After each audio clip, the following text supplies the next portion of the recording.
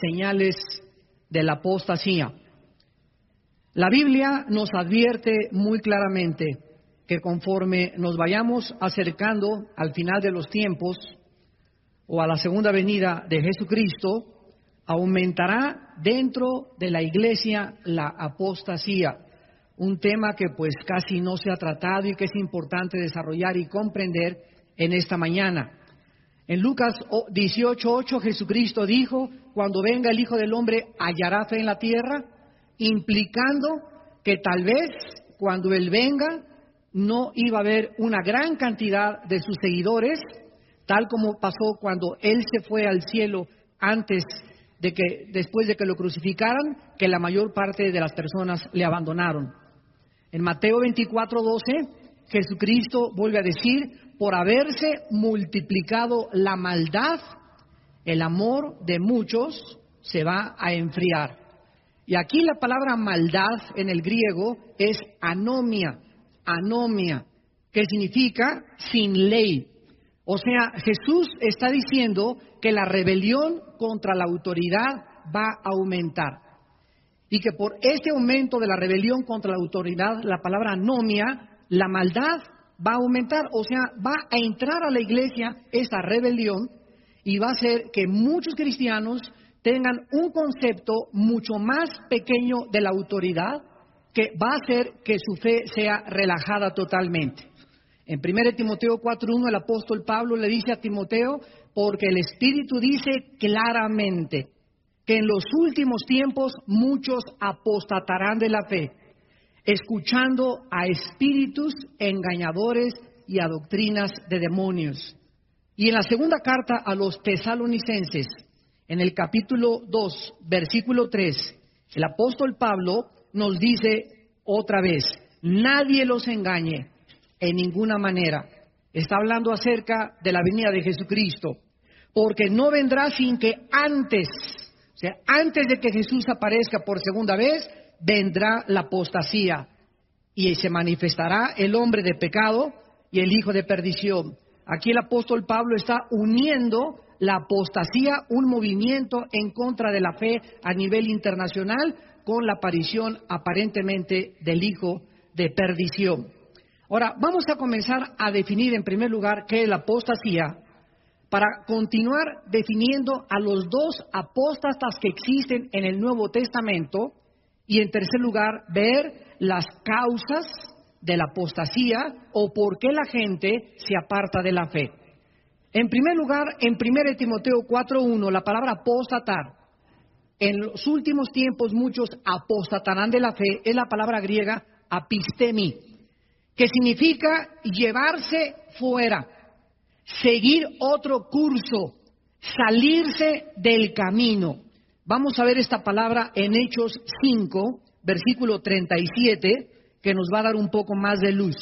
Dice Hechos 5:37, después de se levantó Judas el Galileo en los días del censo y llevó en pos de sí. Esta frase, llevó en pos de sí, es la palabra griega apistemi. Entonces nos damos cuenta que tiene que ver con salirse fuera o con la influencia de terceras personas que nos pueden sacar del camino. En este caso particular de Hechos se está hablando de Judas, el Galileo, que se lleva en pos de sí, o sea que arrastra a muchos del pueblo y finalmente, ¿verdad?, todos ellos perecen. La misma palabra es en segunda de Tesalonicenses, capítulo 2, versículo 3. Ahora, ¿por qué muchas personas, después de haber oído claramente la verdad, se alejan del camino?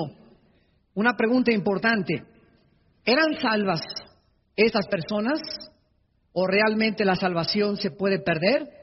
¿O podemos realmente, después de recibir la vida eterna, perder esta vida eterna? Vamos a dejar que la Biblia nos hable en esta mañana y vamos a ver las dos clases de personas que la Biblia nos enseña que pueden alejarse de la fe. En primer lugar, veamos las personas que nunca fueron salvas. Veamos en el libro de Juan, capítulo 17, Evangelio de Juan 17, el caso específico de Judas Iscariote. En Juan 17, versículo 12, Jesús dice: cuando estaba con ellos en el mundo, yo los guardaba en tu nombre. A los que me diste, yo los guardé. Y ninguno de ellos se perdió, sino el hijo de perdición, para que la Escritura se cumpliese. Vamos a entender dentro del contexto las palabras de Jesús. Miren ustedes en el versículo 2 del mismo capítulo: le has dado potestad sobre toda carne para que haya vida eterna a los que le diste. Versículo 6: a los que del mundo me diste, tuyos eran y me los diste. Versículo 9: sino por los que me diste, porque tuyos son. Versículo 11: ya no estoy en el mundo, estos están en el mundo. Padre Santo, a los que me has dado, guárdalos en tu nombre. Y en el versículo 12, otra vez: a los que me diste, los guardé. Vemos nosotros en la oración de Cristo que todos nosotros somos un regalo del Padre al Hijo. Y que antes de que nosotros fuéramos a Jesucristo, nosotros le pertenecíamos al Padre. Y el Padre, sabiendo, ¿verdad? Desde luego no vamos a entrar en una teología profunda de la predestinación, nos tomó y nos dio, somos la iglesia, somos un regalo, somos la novia que el Padre le trae a su Hijo Jesucristo. Y Jesucristo, orando en esta oración sacerdotal, le dice al Padre: Padre Santo, a los que me diste. No está implicando que nosotros determinamos ir a Cristo, sino que el Padre nos dio, nos envió, nos llevó a su Hijo Jesucristo. A esos Jesús dice: yo los guardé. Y ninguno de los que el Padre me da se va a perder. Ninguna oveja se va a perder porque están seguras en mi mano. Juan 10. Pero el único que se perdió fue alguien que el Padre no le dio a Jesús, y que se llama Judas Iscariote, para que la Escritura se cumpliese de que este discípulo fue llamado siempre hijo de perdición. Nosotros somos hijos de bendición, hijos del Padre, por cuanto somos hijos envió el Espíritu Santo a morar en nuestras vidas. Vamos a continuar en Juan 18, versículo 8, y dice la Biblia: respondió Jesús: les he dicho que yo soy. Si me buscáis, dejen ir a estos. Y lo comparamos con Juan capítulo 13, versículo del 10 al 11, cuando Jesús ya está en la última cena, en la víspera de su crucifixión. Dice estas palabras. Jesús le dijo, Juan 13, 10: el que está lavado no necesita sino lavarse los pies, pues está todo limpio. Y vosotros limpios estáis, aunque no todos, porque sabía quién le iba a entregar. Por eso dijo: no estáis limpios todos. Versículo 18: no hablo de todos vosotros, yo sé a quienes he elegido, mas para que se cumpla la Escritura, el que come pan conmigo levantó contra mí su calcañar. Vemos pues aquí en la Biblia claramente que Judas nunca tuvo la salvación. Judas fue siempre el diablo. Y cuando se le metió el diablo para entregar a Cristo, complementó la obra de arte de Satanás. Y desde que el Señor Jesús escogió a Judas, Él sabía perfectamente bien que era el diabolos. Y aquí aparece una contradicción teológica. ¿Cómo puede Dios escoger a una persona que sabe que es el diablo para poder unirse?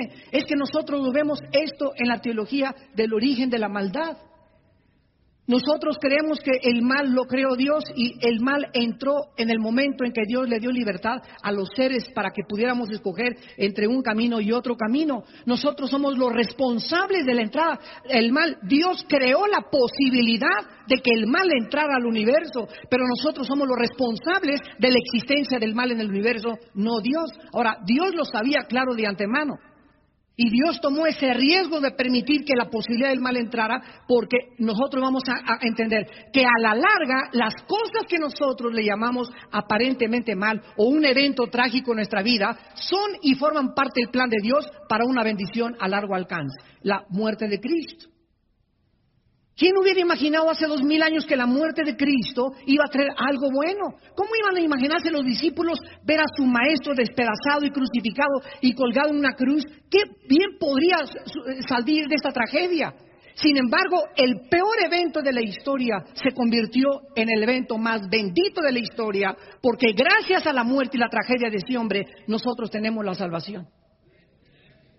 Y lo que Satanás y lo que el mundo de la maldad creía en ese momento, que era para la maldición y que era lo peor, como el Padre abandonó a su Hijo en la cruz, así como muchas veces nosotros creemos que el Padre nos ha abandonado y está haciendo el hospital. Si Dios me amara, no hubiera permitido que yo estuviera enfermo. Acuérdate de Jesús. ¿Amó Dios a Jesús en la cruz? ¿O lo abandonó en la cruz? Lo abandonó en el momento en que cargó con nuestros pecados. Pero Él fue en un acto de amor que nos dio a Jesucristo. Y cuando nosotros atravesemos ese tiempo, debemos esperar eso. Dios nunca nos va a abandonar. De ese hecho, de esa hospitalización, de esa tragedia que acaba de atravesar, Dios va a sacar algo infinitamente superior. En el caso de Jesús, Dios a través de la Biblia nos corre las cortinas y nos permite ver lo que sucedió, una bendición. En el caso nuestro muchas veces Dios no nos dice lo que está pasando cuando atravesamos en la vida, pero en ese momento nos dice, sigan confiando en mí.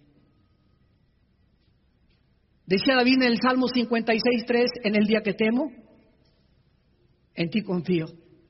Nunca es nuestra confianza más grande en Dios que cuando no podemos explicar cosas que no tienen una lógica o un razonamiento elemental en nuestra imaginación o en nuestros pensamientos. Es muy fácil tener fe cuando todas las cosas existen. Es muy fácil decir 2 más 2 es 4. No hay ningún problema para creer que 2 más 2 es 4. Es muy fácil creer en el sol porque el sol al mediodía se pone. Pero en un mundo donde las cosas son en contra nuestra, es difícil la fe. Por eso la fe es algo que va en contra de lo que nosotros rodeamos y estamos acostumbrados a ver. Es confiar en Dios en medio de circunstancias adversas de nuestra vida. Y ahí es cuando nosotros verdaderamente experimentamos y nos damos a conocer de qué material estamos hechos. Veamos al apóstol Pedro hablando también en su segunda carta, en el capítulo 2, de estos apóstatas que nunca fueron salvos. No solamente nos vamos a quedar con Judas, vamos a ver varios ejemplos en el Nuevo Testamento para que no tengamos dudas al respecto. En la segunda carta de Pedro, sobre todo en el capítulo 2, se describe a los falsos maestros. Dice en el versículo 1, hubo falsos profetas, como habrá entre ustedes falsos maestros. Y es importante distinguir entre un falso maestro, un falso apóstol, un falso evangelista, y un evangelista o un apóstol o un maestro que de vez en cuando hablan barrabasadas. Como Apolo, ¿se acuerdan ustedes que en el libro de los Hechos comenzó a decir quién sabe qué tantas cosas? Y Priscila y Aquila le llamaron aparte y le dijeron a Apolo, no es por ahí, es por aquí. Pero Apolos no podía ser considerado un falso maestro. Era un cristiano, era un predicador neófito, prematuro, que no tenía muchas bases y comenzó a entender mejor el camino de la salvación. Entonces, no, porque un predicador diga una tontería o porque alguien diga esta cosa, no necesariamente él es un falso maestro. El falso maestro, con el tiempo y con sus mensajes y por su fruto, se dan a conocer. Veamos a continuación. Dice en esta segunda carta de Pedro, el apóstol, que estos falsos maestros introducen, versículo 1, introducen encubiertamente, ¿verdad? Disfrazan sus herejías, sus enseñanzas, y que son destructoras, y niegan al Señor que los rescató, atrayendo sobre sí mismos destrucción repentina. Muchos seguirán sus disoluciones, por causa de los cuales el camino de la verdad será blasfemado, y por avaricia harán mercadería de vosotros con palabras fingidas. Pedro describe claramente que una persona que ama el dinero Un hombre de Dios que ame el dinero, un hombre de Dios que cobre por sus servicios, está en camino de apostatar de la fe. Ahora que estábamos en esta cruzada la semana pasada en Tabasco, les decía yo al grupo de pastores que nos invitaron, nos hablan de Colombia, nos hablan allá de Venezuela. Hermano, queremos que vengan a traer una cruzada aquí a nuestra ciudad. ¿Cuántos son sus honorarios? Digo, ¿de qué me están hablando? Sí, le estamos preguntando que cuántos son sus honorarios. Y les dije, ¿quién les ha cobrado honorarios? Porque el día que ustedes inviten a un evangelista que les cobre honorarios, no lo vuelvan a invitar. Es un mercenario de la fe. Está prostituyendo el evangelio. Un hombre de Dios no puede cobrar. Bueno, díganos en qué tipo de hotel quiere que lo pongamos. No les voy a decir, pónganme donde ustedes quieran. Yo primero tengo que asegurarme, voy a orar, de que esto es de Dios. No solamente agarro el teléfono y acepto la invitación, tengo que pedirle a Dios la dirección de que es de Dios. Y si es de Dios, Él proveerá. Y no me importa donde me pongan ustedes, no me va a faltar ni comida. Y si me quieren dar ofrenda, dénmela. Y si no me la den, está bien también. Dios otro día me la dará por otro lado. Pero yo voy ahí a predicar el evangelio.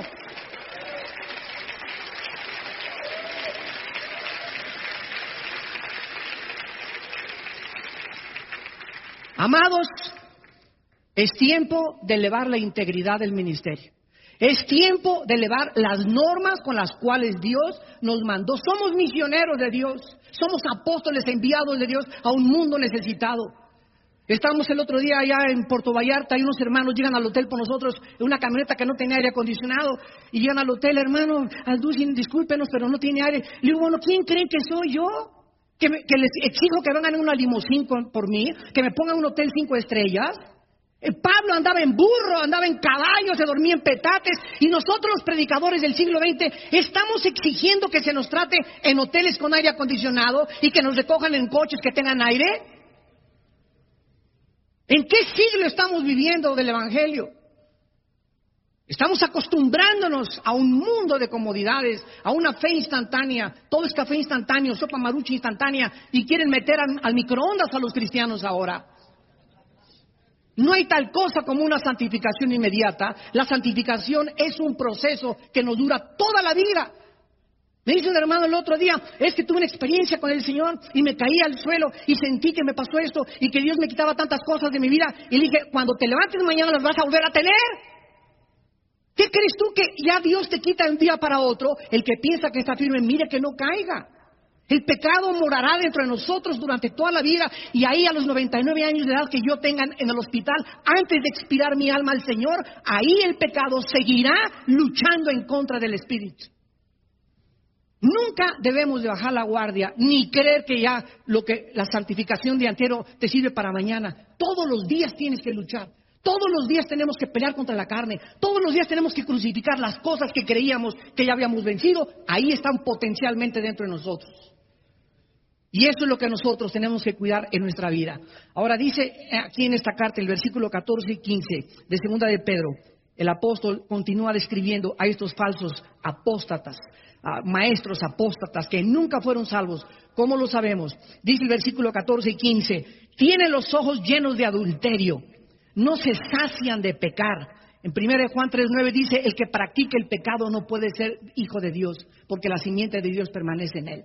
Y vemos que estos hombres hacen del pecado un hábito continuo, no se sacian de pecar, seducen a las almas inconstantes, tienen el corazón habituado a la codicia, son hijos de maldición.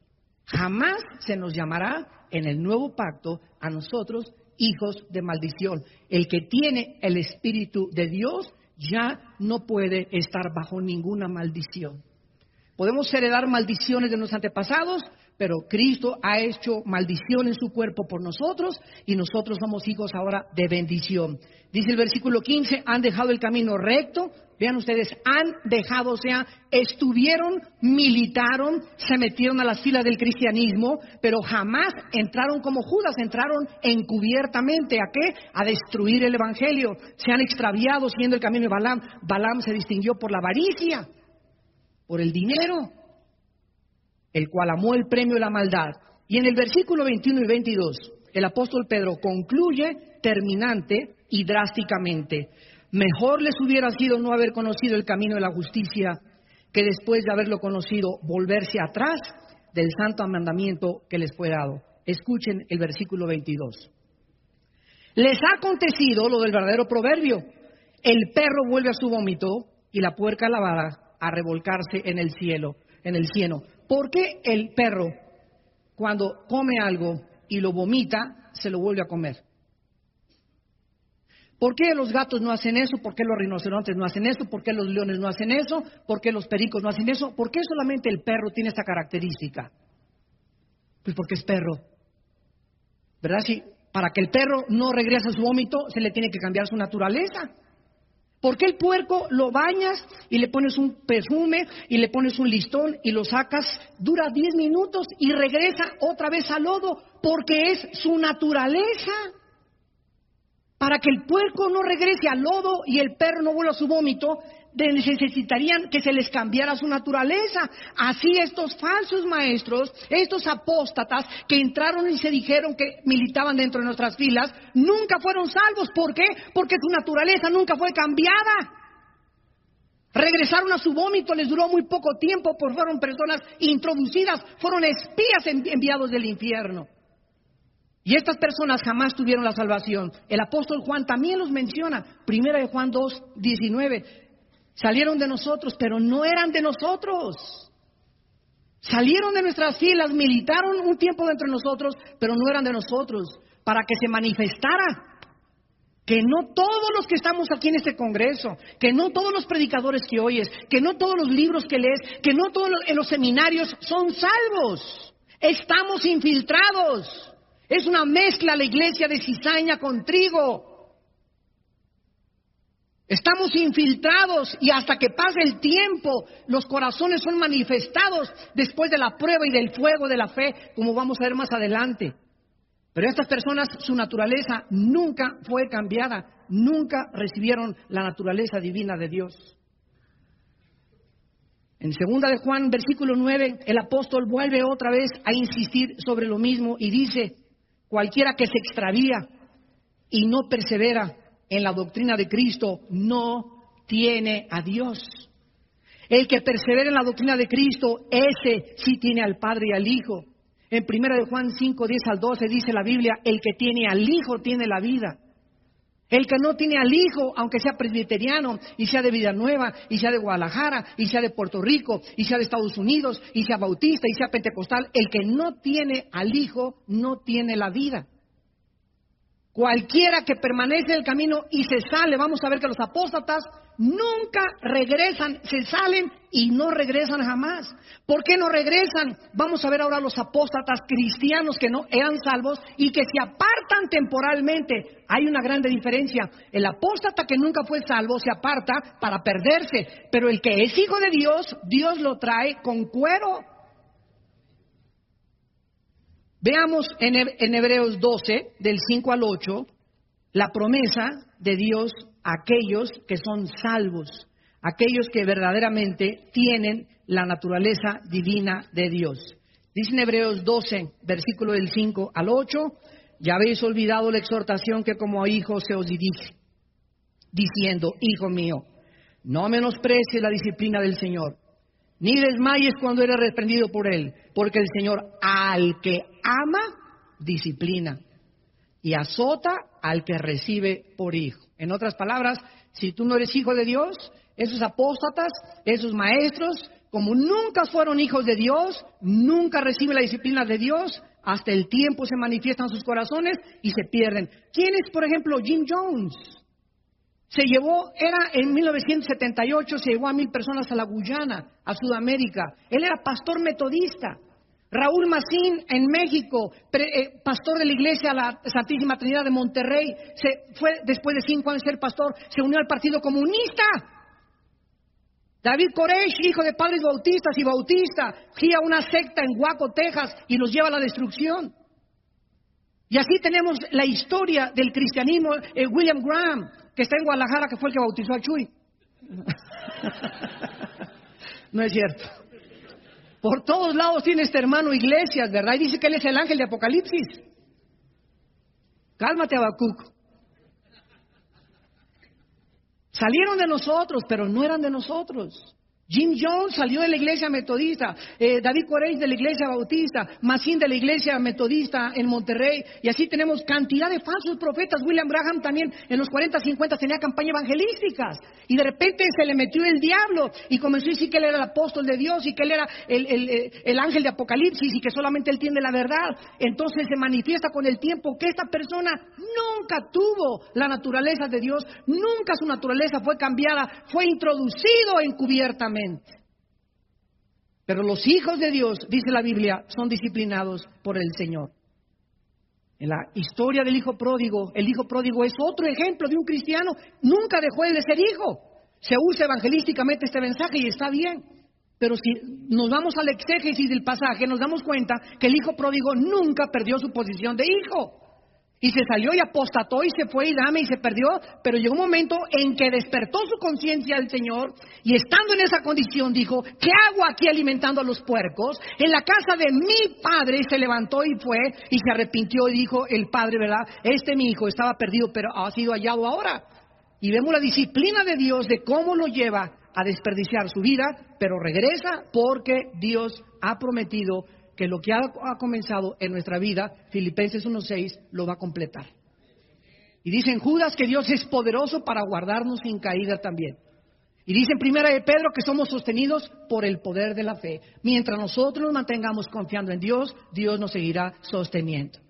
Tenemos otro caso en 1 Corintios 5, del 1 al 5. Un cristiano vivía en fornicación con su madrastra. No tenían en esa época Timoteo, no tenían las cartas de Pedro, no tenían la información que tenemos nosotros. Y Pablo les dice, a ese muchacho sáquenlo de la iglesia y entréguenlo a Satanás para la destrucción de la carne, a fin de que el espíritu sea salvo en el día de Cristo. A fin de que el espíritu sea salvo en el día de Cristo. Y finalmente tenemos a Santiago que nos dice en el capítulo 5, antes de despedirse de sus lectores, dice Santiago capítulo 5, versículo 19, hermanos, si alguno entre ustedes se ha extraviado, escuchen lo que dice hermanos. Está hablando a los hermanos que se han extraviado. Si alguno de entre ustedes, o sea, de entre los hermanos, se ha extraviado la verdad y alguno le hace volver, sepa que el que haga volver al pecador del error del camino, salvará de muerte un alma y cubrirá multitud de pecados. ¿De qué tipo de muerte está hablando Santiago? Está hablando de la muerte física. El mismo caso de 1 Corintios 5 y el mismo caso de 1 Corintios 11. Los corintios tomaban la cena y por no discernir el cuerpo del Señor, ¿qué les pasó? Se enfermaron y se comenzaron a morir. La muerte física, dice la Biblia que cuando un hijo de Dios no entiende, Dios te lleva a casa antes de tiempo. Te puede llevar a casa prematuramente. Dios quiere que sigas en la vida, que testifiques, que hables del Señor, que tengas salud, que seas bendecido. Pero si tú estás en contra de sus leyes y te entercas, y Dios conoce tu corazón que no hay posibilidad de hacerte volver, Dios te lleva para que no sea blasfemado el camino de la verdad por tu culpa. Entonces, hay cristianos que son personas que han abandonado el camino, pero si regresan. Y si el caso es extremadamente drástico, Dios se los lleva a casa. Ahora, veamos a continuación las causas de este apartamiento de la fe. Las causas de esta apostasía. En el libro de los Hebreos, capítulo 2, encontramos la primera: negligencia en el estudio de la palabra de Dios. Ojo, negligencia, apatía en el estudio, en la meditación, en la memorización de la palabra de Dios. Dice el capítulo 2 de Hebreos, por tanto, es necesario que con más diligencia atendamos a las cosas que hemos oído. En estos 2 días ustedes van a oír muchas cosas de la Biblia. Y Dios a cada uno de nosotros nos ha preparado para darles un mensaje y todos necesitan lo que estoy hablando, lo que habló yo, lo que va a hablar el hermano Carlos. Todo está preparado por Dios. Somos hechura suya, creados en Cristo Jesús, las cuales obras preparó de antemano para que anduviésemos en ellas. Este congreso está preparado por Dios y el Espíritu Santo lo que está hablando es exactamente lo que tú necesitas oír. Pero si tú en este congreso no atiendes diligentemente y paras el oído y verdaderamente en este congreso tú no te quebrantas y te humillas delante de Dios y haces que el Espíritu Santo pueda influir e infundirte esa vivificación que solamente nos puede dar, y tú te vas el domingo de aquí o el lunes de aquí, te perdiste una oportunidad que no sabemos si se te va a volver otra vez a manifestar. Muchos de ustedes, escúchenme, es la última vez que están escuchando la voz de Dios. Porque ninguno de nosotros sabemos si mañana en la mañana nos vamos a poner la corbata y vamos a amanecer. Es necesario que con más diligencia atendamos las cosas que hemos oído, no sea que nos deslicemos. La palabra deslizarse en el griego significa soltar las amarras. Y se usaba con los barcos que al llegar al muelle, ustedes se acuerdan que avientan una cuerda y amarran en un fierro ahí la cuerda para que el barco no se despegue del muelle mientras está desembarcando a la gente. Dice la Biblia en Colosenses, asidos de la palabra de la vida. Si nosotros no estamos anclados en la Biblia, si no estamos meditándola día y noche, si no verdaderamente tenemos una pasión, un ardor, un amor, algo que ha impresionado profundamente nuestra vida con la Biblia, es posible que te comiences a soltar, porque la única ancla y amarra que nos mantiene aquí en esta vida es la fe en la palabra de Dios.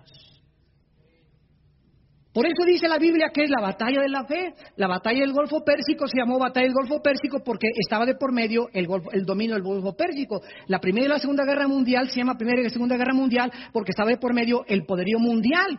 Y se llama la batalla de la fe porque está de por medio la fe.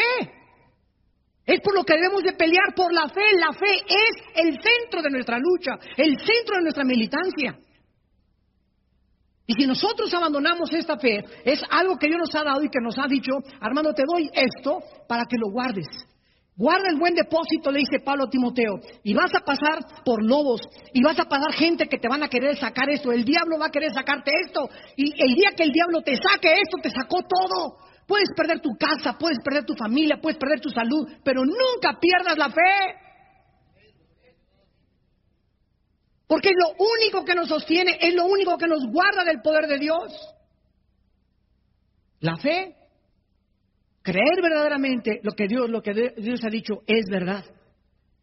Dice en el versículo 2, porque si la palabra dicha por medio de los ángeles fue firme, y toda transgresión y desobediencia recibió justa retribución, ¿cómo escaparemos nosotros si descuidamos una salvación tan grande?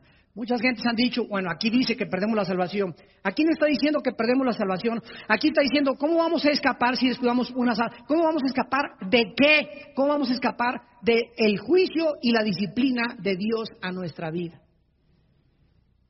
¿Tú crees que te le vas a escapar a Dios de que Él te discipline? Por eso dice, ya se te olvidó que Dios es tu Padre y que te va a cuerear.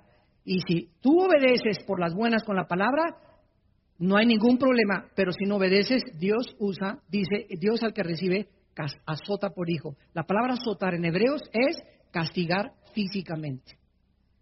Dios prefiere mandarte al hospital, a la cárcel, que pierdas un ojo, que pierdas una pierna, que pierdas un brazo, antes de que te pierdas.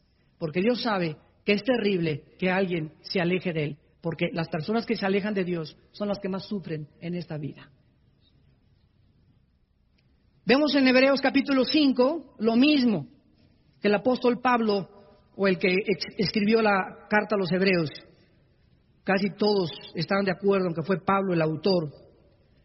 Dice el versículo 12 de Hebreos 5, porque debiendo ser ya maestros, esto es para muchos de ustedes, hermanos, que en esta mañana tienen 5 años en Cristo, 8 años en Cristo, 10 años en Cristo, y jamás en su vida le han enseñado, participado, comunicado algo a nadie, ni a tus hijos.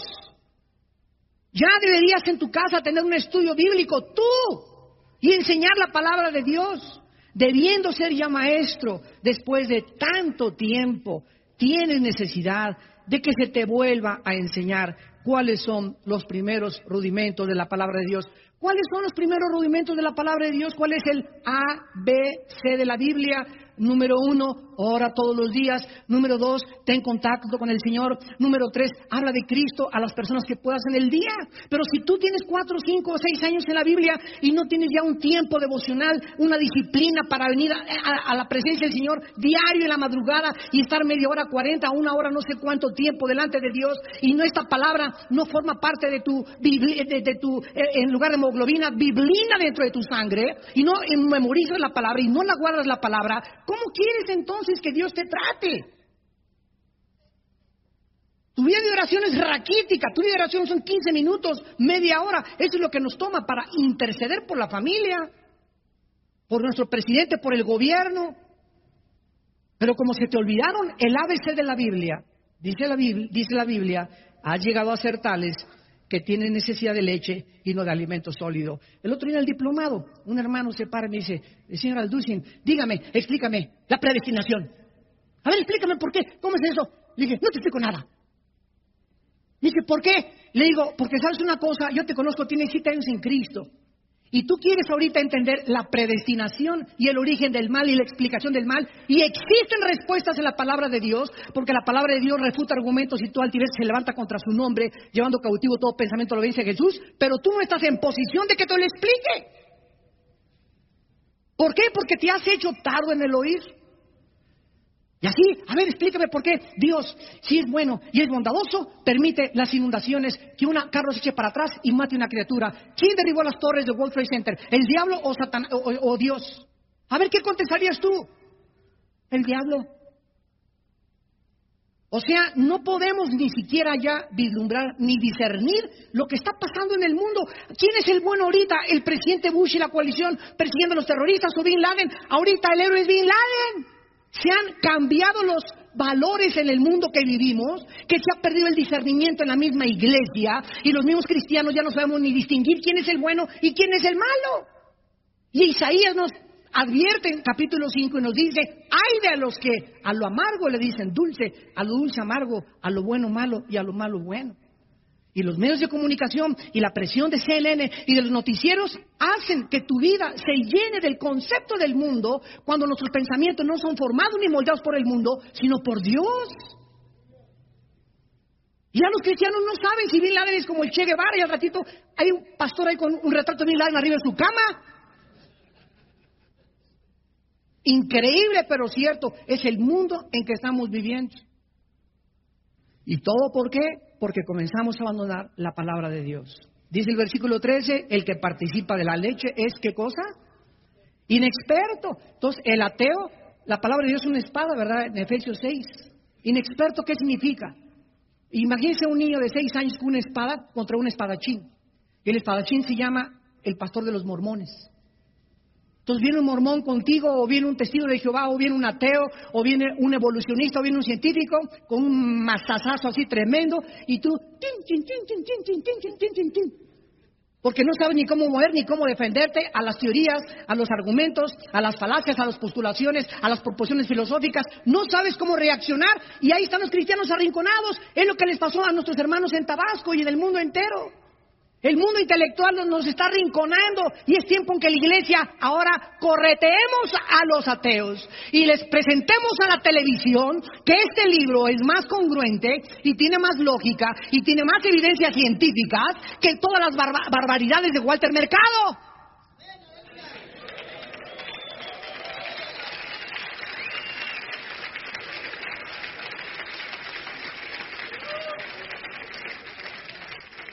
Dios te está buscando. Dios te está buscando, hermano. Jóvenes, escúchenme. Dios está buscando a jóvenes que se preparen, que conozcan la Escritura, que estudien la Escritura, que memoricen la palabra, para ver que a través de ellos Dios va a mostrar su poder, como dice 2 Crónicas 16. Dios está buscando, sus párpados buscan hombres que tengan un corazón recto para mostrar a través de ellos su poder, para infundirles ánimo, para infundirles sabiduría, para infundirles un valor sobrenatural que es el que se necesita para pelear con tantos gigantes de los cuales la tierra está poblada. Necesitamos Davides, necesitamos Danieles que estén escudriñando, necesitamos Josés que estén verdaderamente aguantando con paciencia el tiempo de Dios.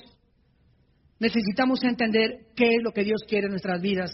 En segundo lugar, en Hebreos 12, encontramos otra causa de la apostasía. Y esta es, desgraciadamente, la más común en la mayor parte actualmente del mundo cristiano. Una raíz de amargura. Amargura. Dice en Hebreos 12, versículo 15, mirad bien. Esta frase, mirad bien, significa que en la iglesia tenemos que estar así, con los ojos abiertos, cuidando, velando. Antes que nada, miren, ¿qué se nos manda a cuidar? ¿Qué se nos manda a vigilar? No sea que alguno entre tu familia, entre tus hermanos, pastores, lo que sea, alguno deje de alcanzar la gracia de Dios. Es increíble que en la vida cristiana un cristiano deje de alcanzar la gracia de Dios. Ahorita vamos a explicar a qué tipo de gracia se refiere. Que brotando alguna raíz de amargura les estorbe y por ella muchos sean contaminados. Hermanos en Jesucristo, en la vida cristiana sobran las razones para desilusionarnos, para desanimarnos, para ya aventar la toalla, para ya no querer pelear, pero tenemos que recordar que ese tiempo en el que nosotros hemos sido acusados, calumniados, y escúchenme, nadie a quien Dios vaya a usar se escapa de estas pruebas.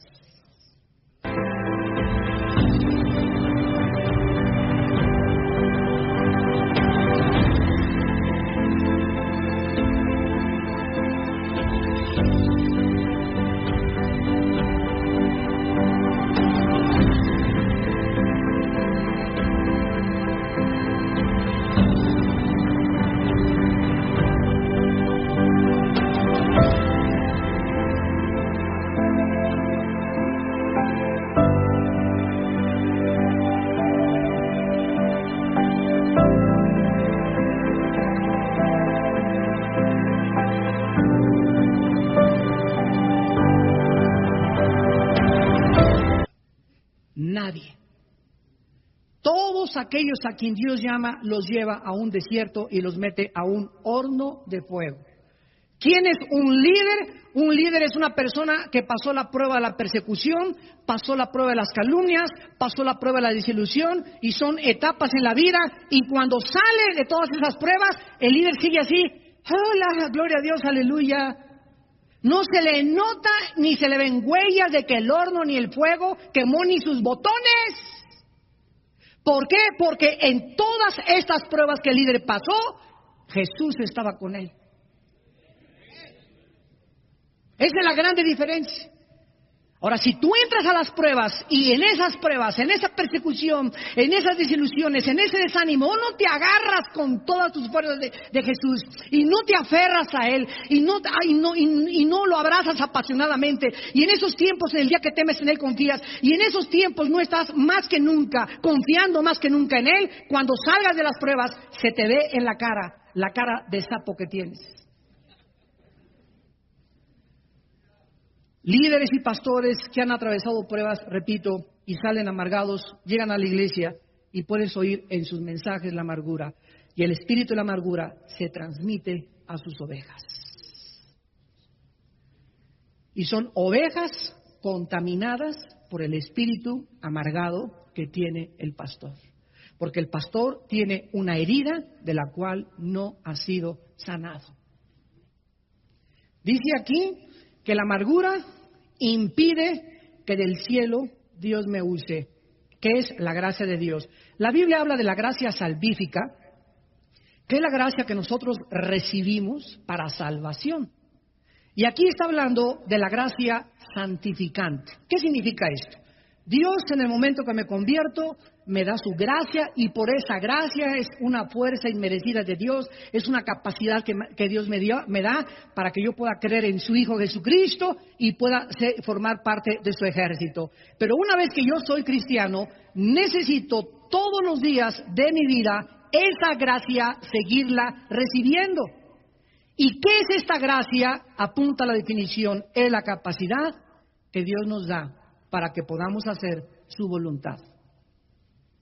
Es la capacidad o la habilidad que Dios nos da para que podamos hacer su voluntad. En otras palabras, Ser padre de familia es imposible sin la gracia de Dios. Presentarme delante del presidente Fox, dentro de 3 semanas vamos a estar con él para preguntarle los programas de televisión, la programación.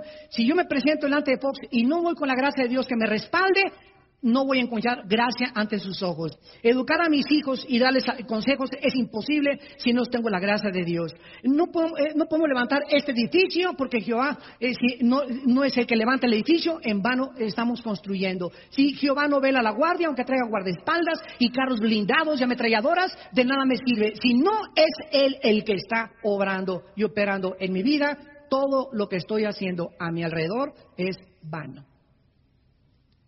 ¿Y qué es lo que impide que esa gracia llegue a mi vida? La amargura.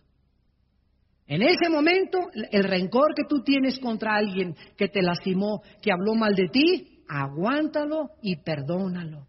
Perdónalo 70 veces 7. Perdona y sigue perdonando. Ayer llegó un hermano, ya grande, Armando, fíjate que mi esposa me dijo de cosas, le hablé por teléfono y le dije que era una piruja, que era una prostituta, y me dijo, no vengas a la casa en 3 días a dormir. ¿Qué hago? Le dije, número 1, respeta lo que tu esposa te dice, porque si tú le insultaste, violaste un mandamiento de Dios. Yo no te voy a decir exactamente las consecuencias o los resultados, pero te voy a decir lo que la Biblia dice. Dios quiere que tú en esta noche le hables por teléfono y le digas, mi vida, estoy arrepentido, estoy quebrantado, perdona por lo que te dije, y quiero decirte que si me dejas ir a dormir a la casa. Y si ella te dice no, le dices en qué hotel vas a estar y con quién te vas a acostar para que no tengas sospechas de que te fuiste con otra mujer.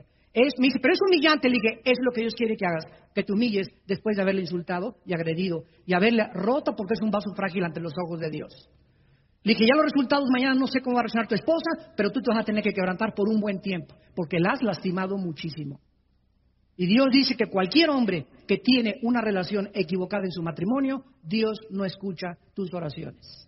1 Pedro 3:7.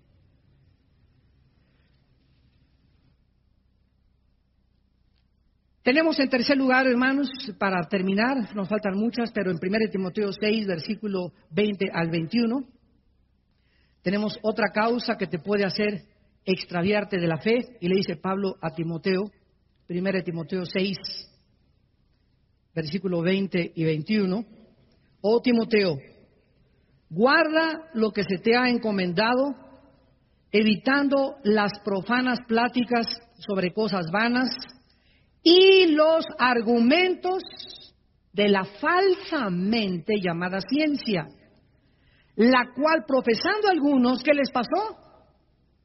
¿Qué les pasó? Se desviaron de la fe. Otra causa por la cual nosotros podemos apartarnos de la fe es estar atentos al falso conocimiento.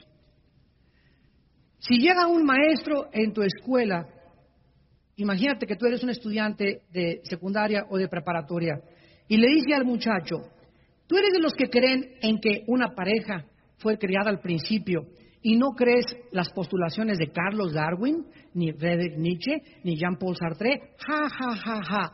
No me digas que tú eres de esos cristianitos.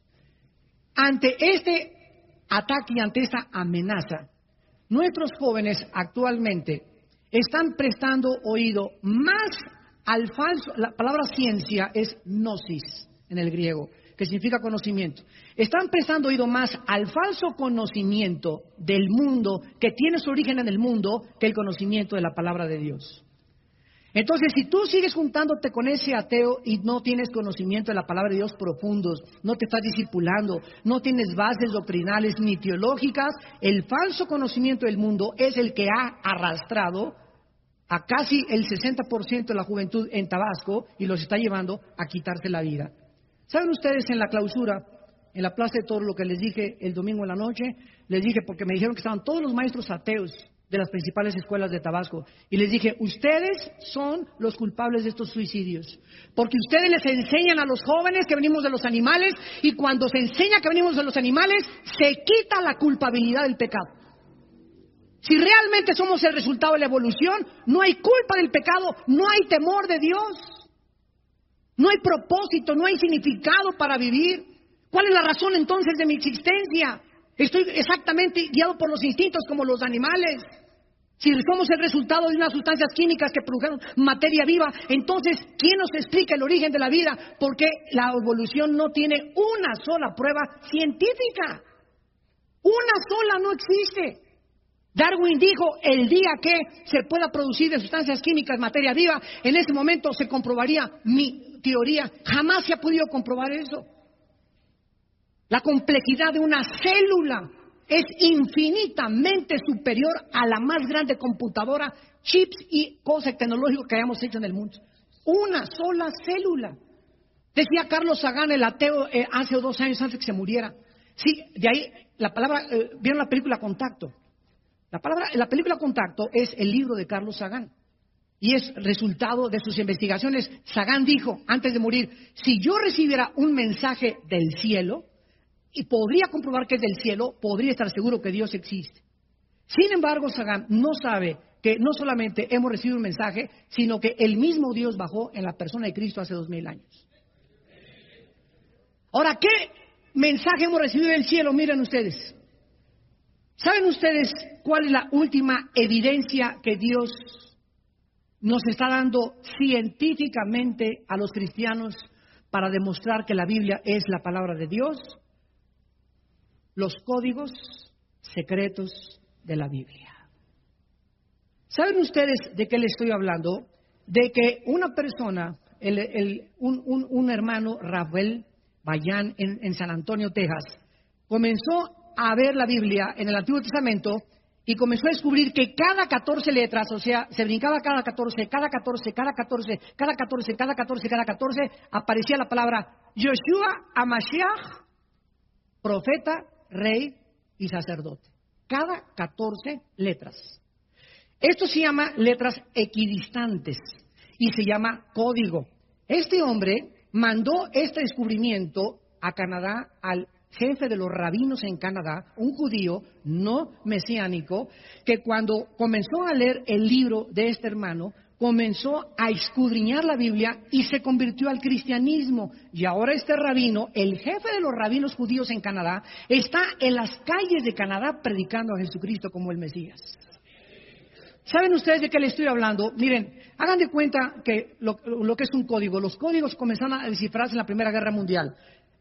Yo estoy en la cárcel, mi esposo está afuera y le quiero mandar un recado que no quiero que nadie lo intercepte. Es lo que está haciendo Bin Laden. En eso le mando una carta a mi esposa, ¿cómo está? Es muy bonita, bla, bla, bla, bla. Pero le digo a mi esposa, cada cuarta letra, sácala.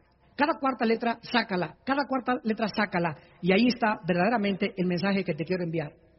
Entonces, nadie puede saber que cada cuarta letra se encuentra un mensaje en código. Código es un lenguaje en secreto, escondido, que nadie puede descifrar más que las personas que lo desarrollaron. Entonces, Dios escondió en la Biblia códigos secretos solamente para demostrarnos, como dijo este rabino, jamás nosotros que somos los maestros de la Torah, o así lo asumimos, hubiéramos imaginado esto es sobrenatural. Cuando se encontró en código también el nombre de Hitler, se encontró el nombre de Auschwitz, que es el nombre de los campos de concentración donde mataron a millones de judíos en Alemania, se encontró el nombre de Himmler. Y estos no son coincidencias. Ahora una cosa importante, nunca los códigos que están descubriendo hablan del futuro, sino de cosas pasadas.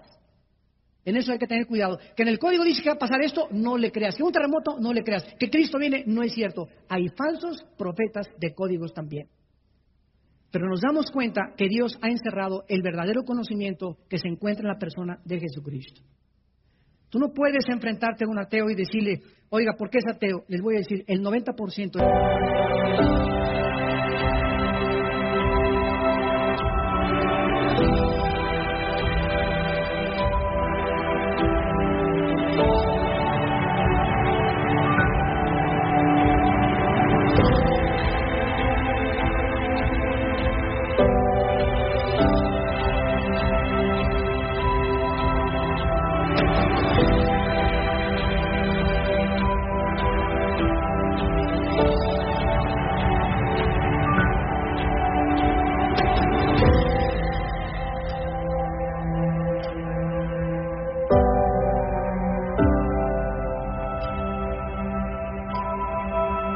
los ateos, el 90% de los ateos son ateos por amargados, porque no pudieron como el dueño de CNN, la cadena de información más grande del mundo, Ted Turner. A los 17 años se muere su hermana de cáncer. Él iba a la iglesia bautista. No puede, sus pastores no le dan respuesta, no se enfrenta con el problema del sufrimiento teológicamente, y al morirse su hermana de cáncer, decirle: Padre, ¿por qué no la salvaste? Si tú eres un Dios que no salvaste a mi hermana, no mereces que yo te sirva. Y se volvió ateo, Ted Turner, o sea, nunca fue cristiano, y es el enemigo más grande del cristianismo actualmente. Se casa con una muchacha, la reina de los aeróbics, Jane Fonda. La muchacha Jane Fonda se convierte hace 4 años a Jesucristo. Ted Turner le dice: o tú o Cristo. Le dice: Jane, see you later, alligator. Ahí nos vemos. Se divorcian los dos, ella hace un libro y dice Jane Fonda en su biografía: jamás en mi vida había estado casado con el hombre más rico y millonario del mundo, pero a la vez el hombre más vacío, más amargado y con el odio más grande contra Dios que jamás he escuchado. La última vez que le dije a Ted cuando hablamos por teléfono fue: Ted, si realmente no existe Dios, ¿por qué te has pasado la vida peleando contra algo que no existe?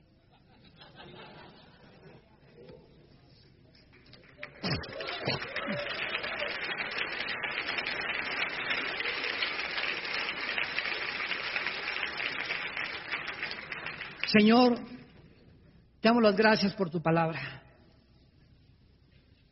Somos sostenidos por tu poder mediante la fe. Y además, es nuestro escudo. No podemos darnos el lujo de vivir en el mundo que nos rodea con el escudo bajado. Somos tus soldados que vamos de paso por un territorio ocupado por el enemigo temporalmente, pero que por tus profetas los hebreos escribiste que esta tierra nos sería entregada al final. Y tú la ibas a restaurar y la cambiarás y harás cielos nuevos y tierra nueva, en los cuales morará la justicia. En aquel día podremos decir con todo nuestro corazón que las aflicciones, los sufrimientos, las desilusiones y las pruebas de esta vida en nada son comparables con las glorias que se manifestarán a nosotros. En aquel día será como haber entrado a un hotel de paso y haber pasado una sola noche mala comparado con lo que nos espera. Oh Dios, necesitamos en México, Señor, un grupo de varones. Sabemos que nunca serán muchos, será un pequeño remanente, pero los pequeños remanentes son los que tú usas en tu poder. Danos un pequeño remanente de hombres en México, Padre, íntegros, que amen la justicia y que amen la piedad, que en sus corazones haya honestidad y que hablen siempre la verdad en su corazón, que no engañen a su prójimo y que aún jurando en daño suyo, no por eso cambien. Estos son los hombres que tú estás buscando. Hay muchos de ustedes que han llegado a este congreso desanimados, desilusionados, y Dios te trajo a cargar tus baterías, a decirte que Él es el que te infunde ánimo y fuerza para vivir. Y en esta noche, en esta mañana en la que tú tal vez te has alejado de Dios, te has estado enfriando sin que tú te des cuenta, con el peligro de extraviarte y de apostatar, dile a Dios en tu corazón en este momento: Señor mío y Dios mío, he comprendido que es un lujo no vivir cerca de ti, porque separado de ti jamás nunca podré hacer nada. Señor Jesús, te digo que te amo con todo mi corazón. Tú diste tu vida por mí, tu sangre en la cruz para pagar mis pecados. Oh Dios, dame ese amor también por las almas perdidas. Dame ese amor por mis hermanos, que pueda en la iglesia donde yo asisto perdonar a mis hermanos, tolerarlos y soportarlos, como tú me toleraste y me soportaste en la cruz del Calvario. Dame la fuerza, Señor, para vencer y no hacer caso cuando la gente habla mal de mí. Tú que conoces mi corazón, tú me vindicarás, porque tú vindicas al justo, y tú levantarás al justo y le pondrás sus pies sobre la roca, y pondrás un cántico nuevo en mis labios, y podré ver el pasado como una pesadilla necesaria para formar mi carácter y ser un hombre de compromiso. Señor, te doy las gracias en esta mañana por tu perdón, porque no quiero volverme a alejar de ti, porque en estos tiempos lo único que me sostendrá será tu presencia. En el nombre de Jesús. Amén.